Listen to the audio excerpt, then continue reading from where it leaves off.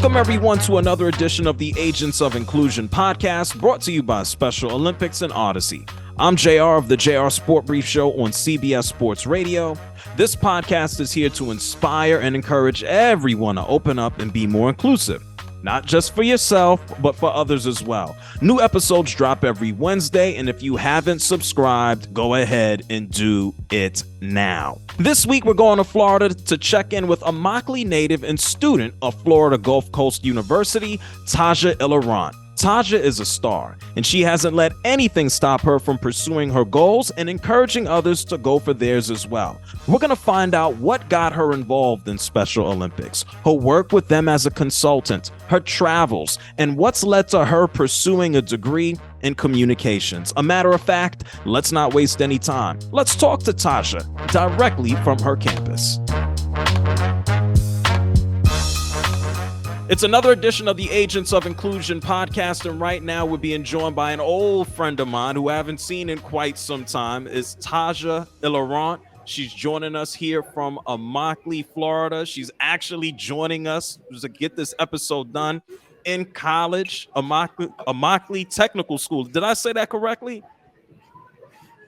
So I go to Florida Gulf Coast University. I am enrolled in Florida Gulf Coast University. I am a sophomore right now. I am majoring in communications. I love it. Congratulations. I mean, from the first time we met last year in Detroit, it was at a Special Olympics event. It was a massive room. You were in charge with leading the conversation and being the panelist. So I want to talk about everything that you're doing in school right now. I want to talk about how you got involved in Special Olympics as an ambassador. We're going to talk about it all. Fill us in on your initial role. People are going to understand you're an excellent speaker. What are you doing right now with special? I like it. What are you doing with Special Olympics as an ambassador? What does that role entail? Okay, so right now I am a consultant for Special Olympics. So basically, my role it entitles me as to advocate for people with disabilities. And when I'm doing that, I'm using my voice and I'm sharing my story to bring awareness for people with disabilities that oftentimes don't get looked at because they have a disability.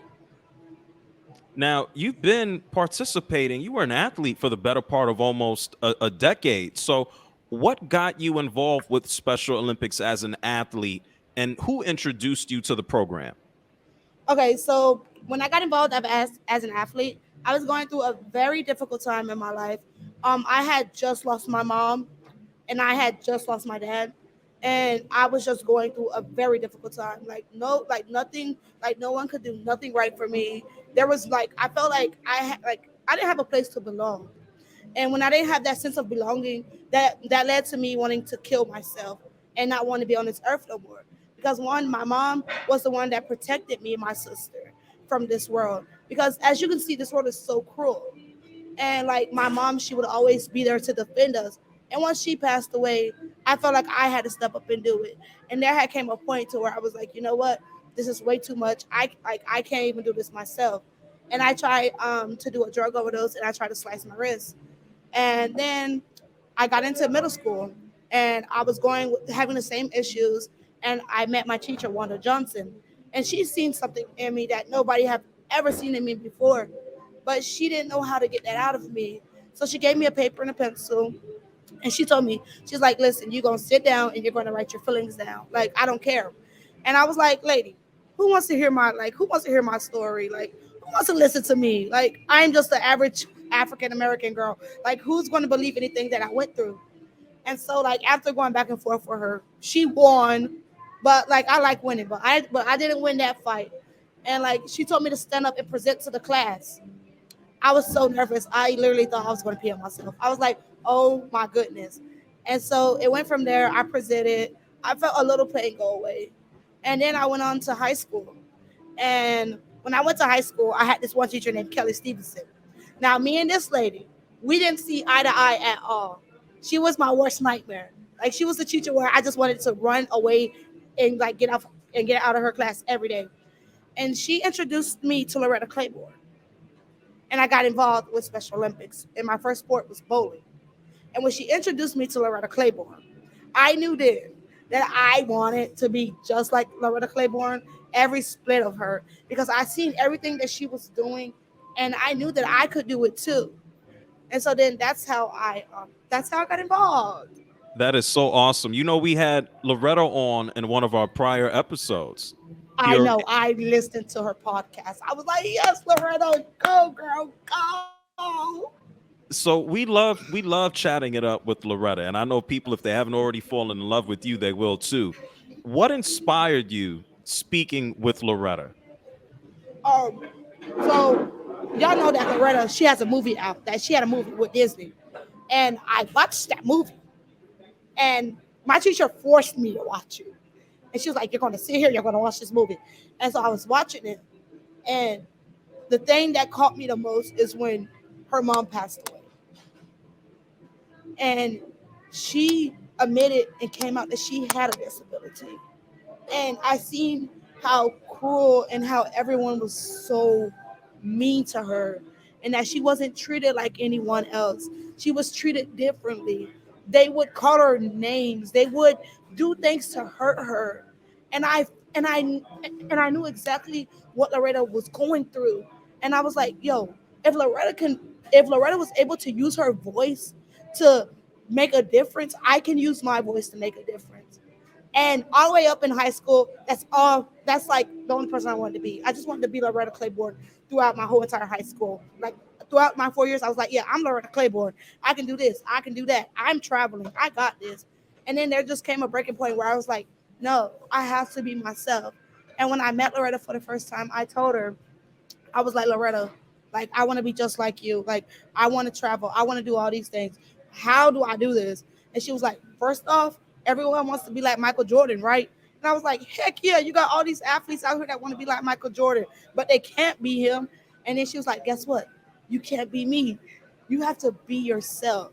And once she told me that, I got into that role of being myself and being who I am. Because oftentimes I would get around people and I would just turn into someone that I'm not. And I would have to put on this persona that, oh, I'm a general ed, like I got this, I'm okay. But deep down inside, I knew I was different from everyone. But no one could come to the fact to accept that. So yeah.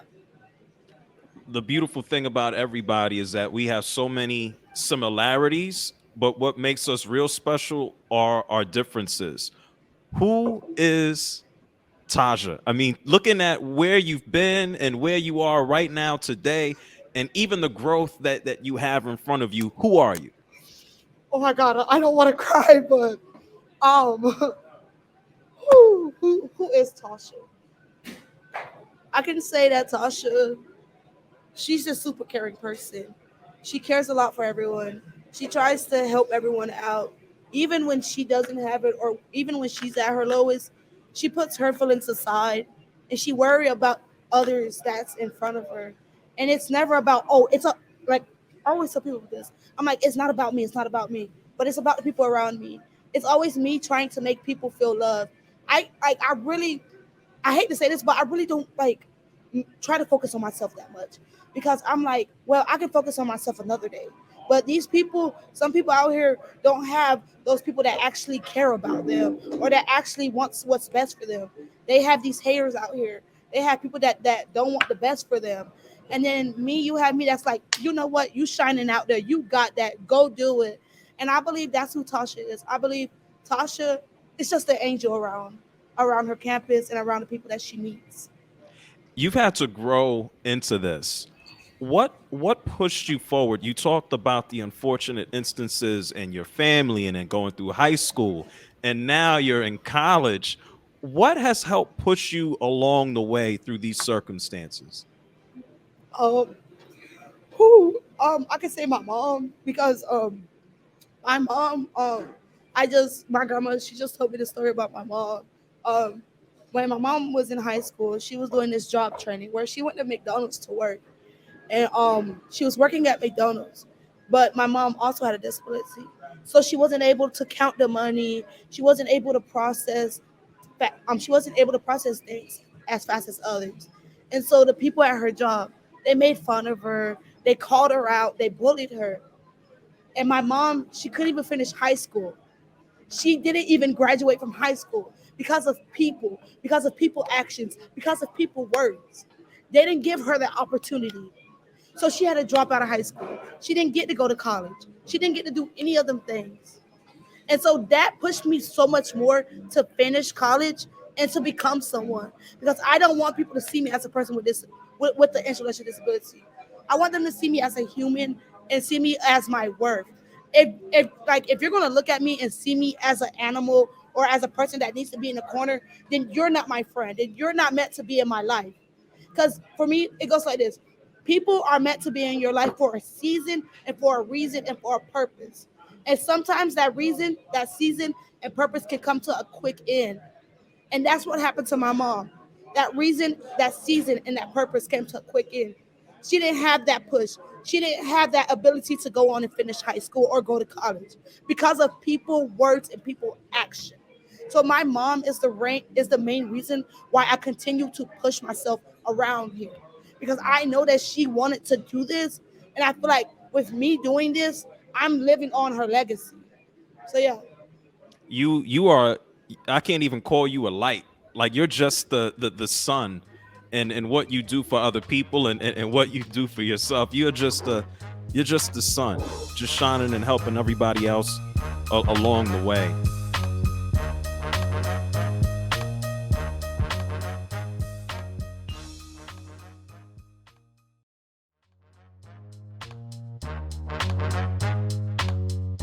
When you think about your experience personally in high school, we talked about you participating in Special Olympics for the better part of a decade.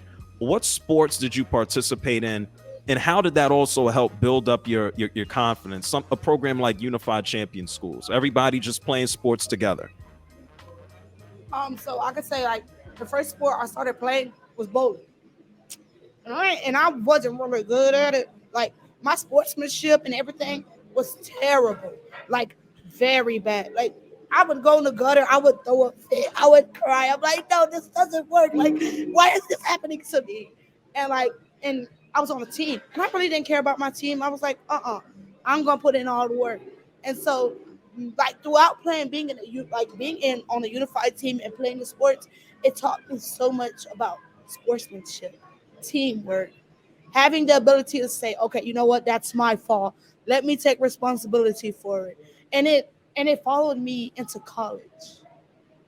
And once it followed me into college, I'm able to look at others and be like, hey, like, let me take the role on that. Like, sit back, I'll do it.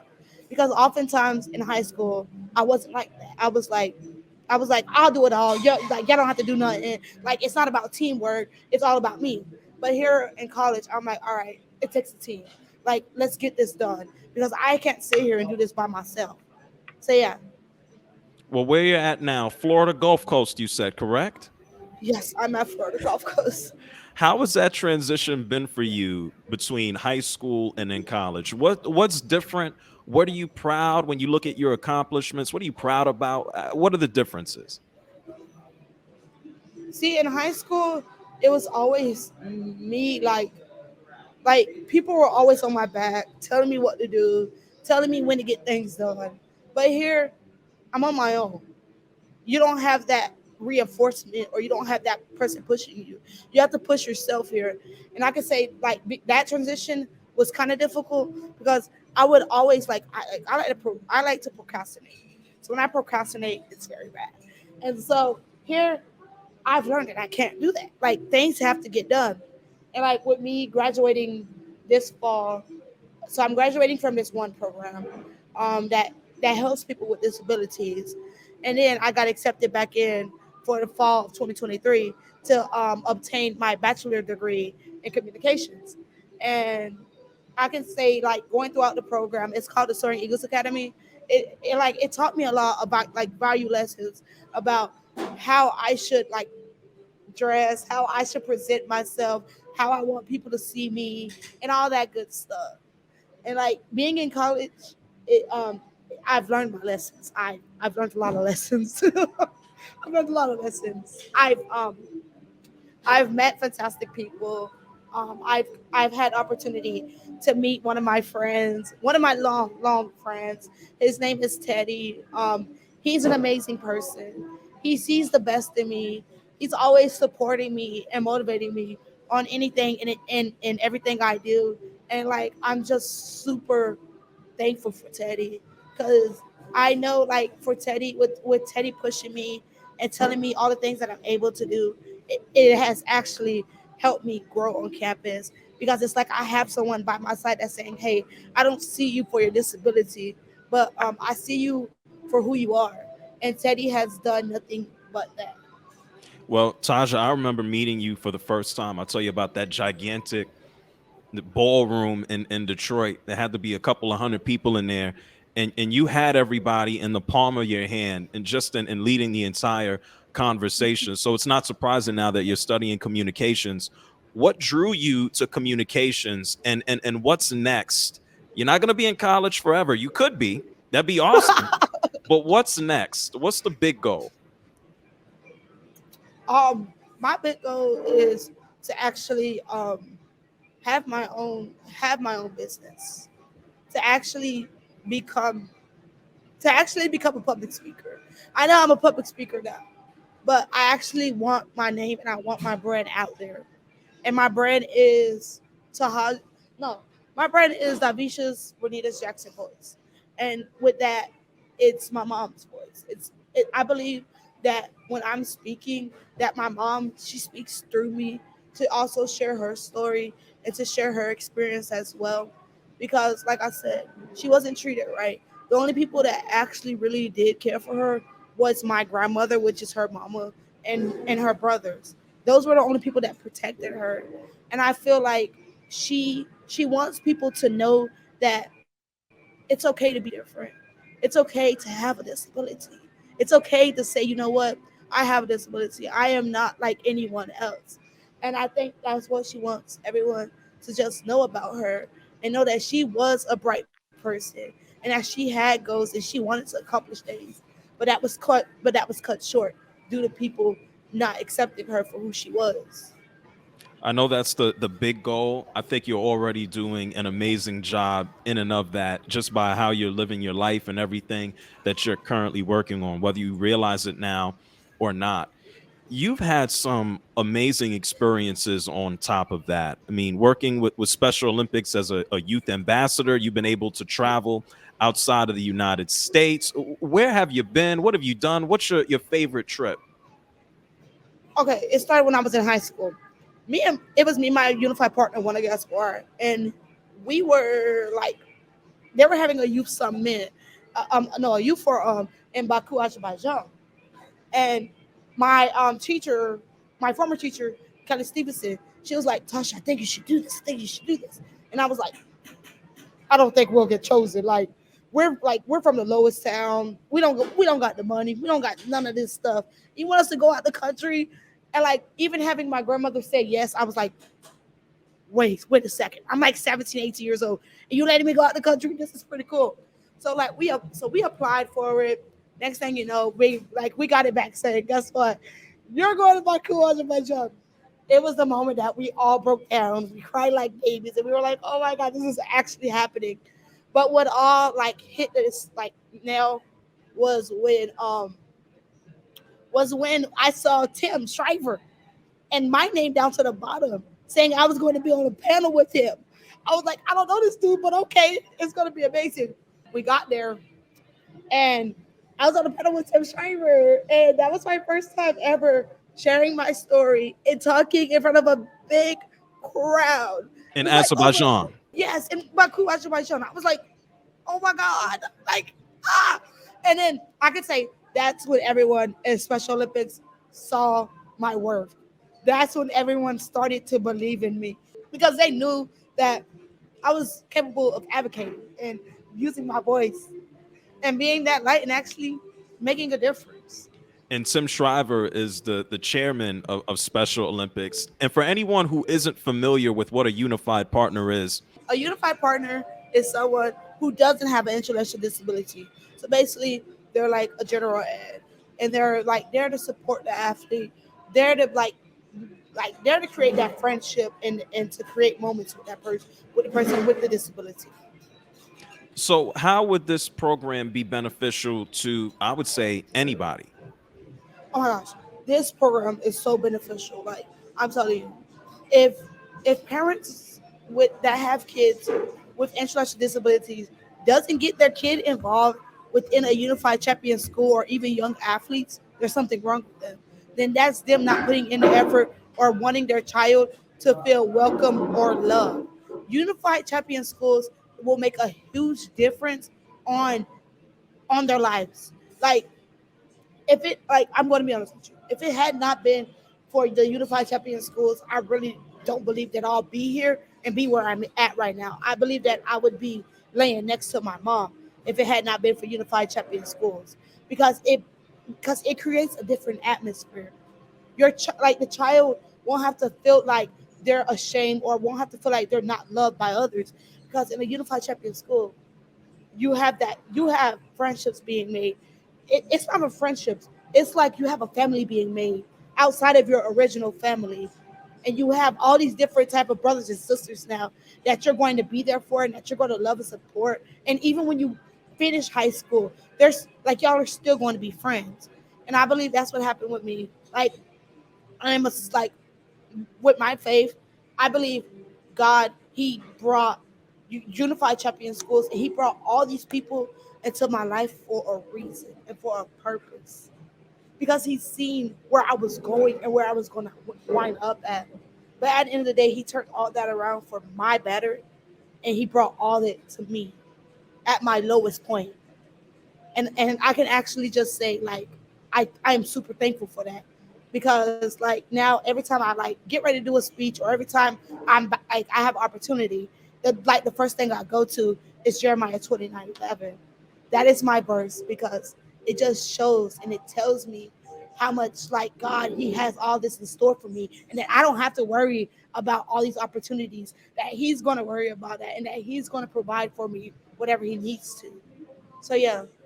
And you're certainly sharing that with the world. When you're not inspiring the public, when you're not being inspired by the other people, what are some of your hobbies? I know you're in college now, but what are you listening to? What are you watching? What are you reading? What keeps you busy? Oh my god. Oh, my friends, my friends around here.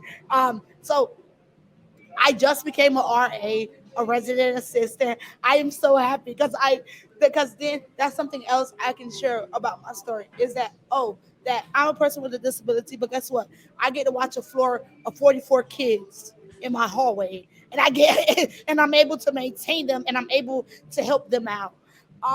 And then also like just living life, because like I said, I was trying to be Loretta Claiborne. I was trying to be like, okay, yeah, I'm not gonna do this. I'm not gonna do that. I'm gonna do everything Loretta Claiborne did. But then at the end of the day, I was like, no. What like Tosh? What did Loretta tell you? Be yourself. And once I started being myself, I was able to create so many friendships around here.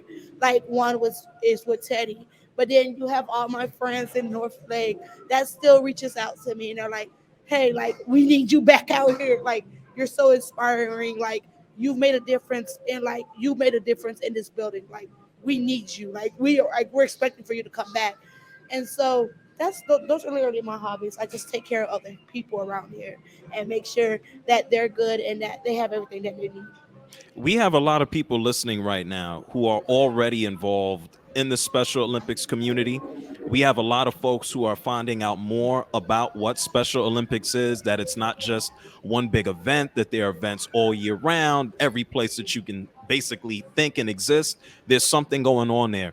What message do you want to share with all the listeners? You made a great point about being yourself, figuring out who you are. You're so powerful in everything that you say. Can you leave all of our listeners with just a message? Know your identity, know who you are, and know that you belong. When I say know your identity, I want you to look and I want you to say, I am me, and there's nothing wrong with who I am. I might be a little different, but that's okay. Know your mission, know what you want to do in life.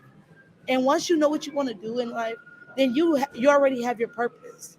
You're worth living, and your life is super important to everyone around you. Just because you have a disability, it's not even about your disability. It's about your ability. It's about what you're able to do and bring forth to the table. And know, for one, to be humble about it. Don't try to have too much pride, because once you have too much pride, then that people aren't going to respect you for who you are. So sometimes you just got to put that pride aside and just be humble and respect those around you. You always hit the nail on the head. You hit the nail on the head. Always ready for a speech, huh? I'm always ready for a speech. Always. Thank you, Tajha, for the inspirational words. You know, whether it's on a podcast or in a room with hundreds or thousands, Tajha is going to deliver and inspire. If you haven't given a look to Special Olympics, whether volunteering, playing, or just encouraging, go to specialolympics.org to find a local event or program near you. Events are year-round all over the world. That means your neighborhood too. Take a note from Tajha about how inclusivity is a benefit to all of us in society. I'm JR from CBS Sports Radio. This is the Agents of Inclusion podcast, brought to you by Special Olympics and Odyssey. New episodes drop every Wednesday, but don't just subscribe. Embrace others and be inclusive.